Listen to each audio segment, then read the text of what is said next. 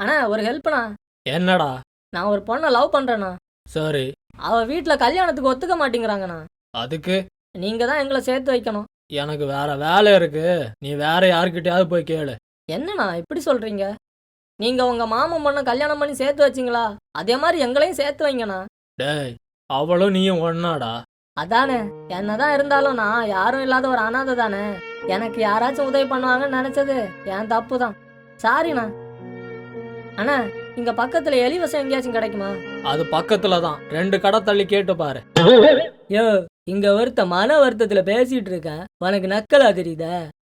அண்ணா ப்ளீஸ்ண்ணா உதவி பண்ண. டேய் டேய் நாயே, சே, நீ எந்திர்றா. மட்டும் உதவி பண்ண முடியா? ஹெல்ப் பண்ணா ப்ளீஸ்ண்ணா. என் செல்ல பாவண்ணா. என்ன தவிர அவளுக்கு வேற யாருமே இல்லடா. உதவி பண்ணா ப்ளீஸ். அண்ணா உதவி பண்ணா. சரி சரி எந்திரி, நான் உனக்கு உதவி பண்றேன்.